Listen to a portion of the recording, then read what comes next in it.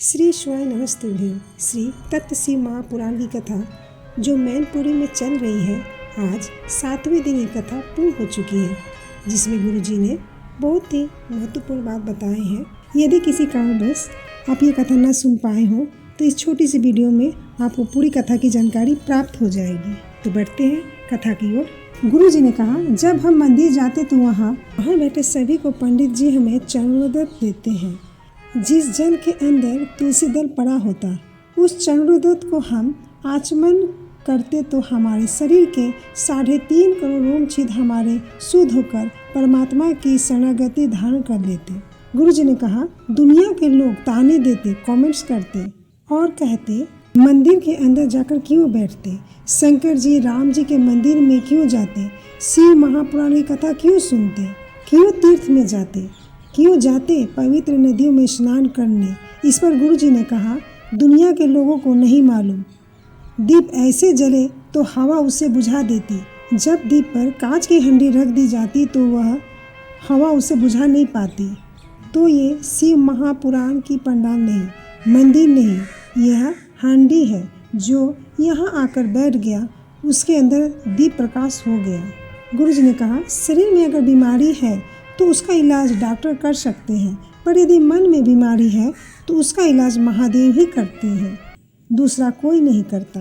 गुरुजी ने कहा, शिव महापुराण की कथा होती, वहाँ जो भी भंडारा होता, आटा चावल तेल जो भी भरा होता, बाबा की कथा पूरी हो जाती, भक्त चले जाते, भंडारा 2 से 3 गुना उतना ही भरा मिलता, खाली नहीं मिलती।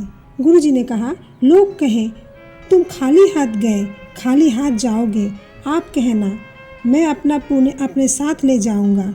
मैंने जो दान किया, सत्कर्म किया, सावन के अधिक मास में मैंने भूखे को भोजन कराया, जल पिलाया, मैंने किसी की सहायता करी, वह पुण्य मेरे साथ जाएगा। गुरुजी ने कहा, अभी सावन चल रहा, एक बेलपत्र का वृक्ष जरूर लगाएं। आप संसार में भले चले जाएं, पर आपके द्वारा लगाया गया वृक्ष की पत्ती शिव जी पर चढ़ते रहे तो हमारे जीवन की सार्थक हो जाए। गुरुजी ने कहा, जब हम शुरू में शिव महापुराण की कथा बाँचना प्रारंभ किए तो उस समय कोई भी शिव महापुराण की कथा नहीं बाँचती थी। जब गुरुजी कहते थे एक बेलपत्र शिव जी पर चढ़ी हुई खाइए, शुगर बीपी थायराइड गठिया यह सभी प्रकार के रोग में काम करेगा, तो लोग हंसते थे। शिव जी पर चढ़ा हुआ बेलपत्र खिलाते, उन पर चढ़ी हुई कोई वस्तु नहीं लेनी चाहिए।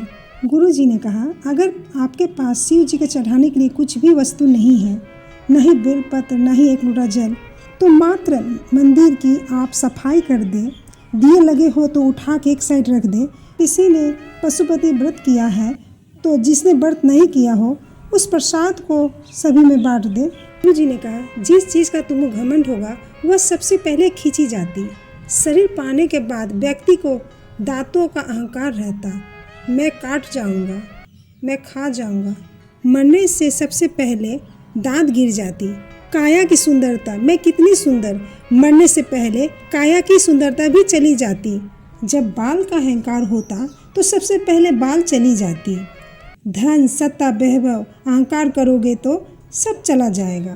गुरुजी ने कहा, 4 निंदा को वर्जित किया गया है। सबसे पहला, सौभाग्यवती नारी को मांग में सिंदूर हो, गले में मंगलसूत्र हो और हाथ में चूड़ा हो, पैर में पैजनिया हो, तो उसकी निंदा कभी ना करे।